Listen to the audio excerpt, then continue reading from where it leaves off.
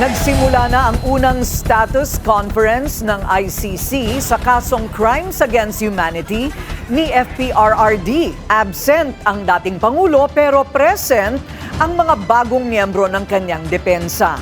Yan ang agenda report ni Kevin Manalo. Nag-uulat siya ng live mula sa Amsterdam. Kevin, ano na ang mga napag-uusapan sa status conference?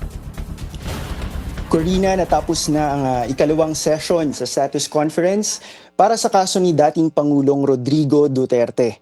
Nauna nang ipinakita ng prosekusyon ang kanilang kumpiyansa na matatapos ang kanilang disclosure o yung paglalahad ng mga ebidensya, testigo at mga dokumento sa September 30. 2 buwan ang kanilang inilaan para sa kanilang proposal na simulan ang paglilitis ng kaso ni dating Pangulong Rodrigo Duterte sa November 30, 2026. Pero sabi ng depensa, magigipit sila sa 2 buwan na palugit dahil kailangan nilang araling mabuti ang mga karagdagang ebidensya at iba pa.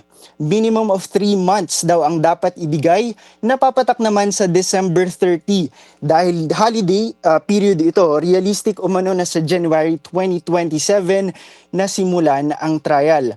Sa panig naman ng mga abogado ng biktima, naniniwala silang dapat simulan agad-agad ang trial at pabor din sa kanila ang November 30. Masyado na raw mahaba ang paghihintay ng mga kaanak ng mga biktima kung sa susunod na taon pa ito sisimulan. Iniatas din ni Presiding Judge Joanna Corner na ihanda na ng prosekusyon ang mga expert witnesses bago matapos ang Agosto.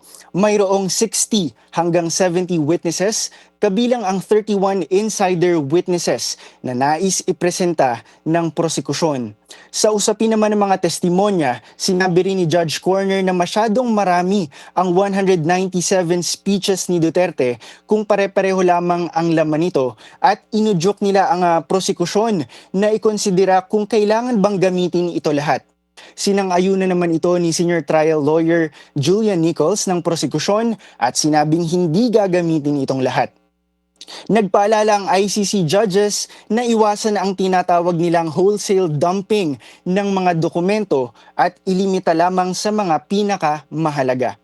Hindi nabanggit kung magpapakita mismo si FPRRD sa kanyang trial, pero sinabi ng depensa na hindi nito kakailanganin ng translator. Sa huli sinabi ng ICC judges na pag-uusapan nila ang simula ng trial at malalaman natin ito sa pagtatapos ng status conference ngayong araw. Sa mga sandaling ito ay nakabreak ang korte at inaasahang magsisimula ang huling sesyon mamayang 2 p.m. dito sa the Netherlands o 8 p.m. naman dyan sa Pilipinas. Corina. Okay. So, ang malinaw, gustong matapos na ng panel ng depensa ang lahat at magkaroon na ng paghuhusga sa loob ng taong ito, ng Nobyembre. Tama ba ang pagkakaintindi ko, Kevin?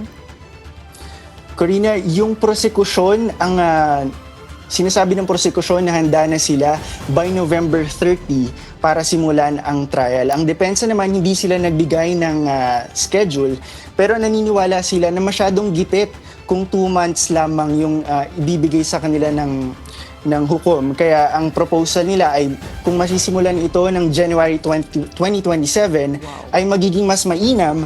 Gayunpaman sabi ng bagong lead defense counsel ni dating Pangulong Rodrigo Duterte, na si Peter Haynes, sabi niya na magiging handa naman sila kung sakaling iatas ng ICC na simulan ito sa lalong madaling panahon. Corina. Wow, November pa ang prosekusyon. So, ano ang mangyayari mula ngayon hanggang Nobyembre?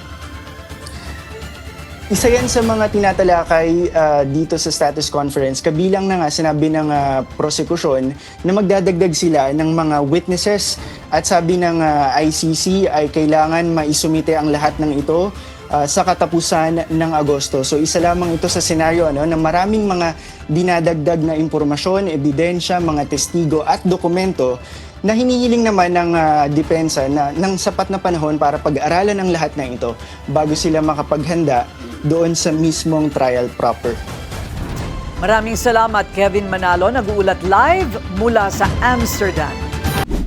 Manatiling nakatutok sa Bilyonaryo News Channel. Sumubaybay sa aming social media accounts at mag-subscribe sa aming YouTube channel para sa mga bago at eksklusibong balita.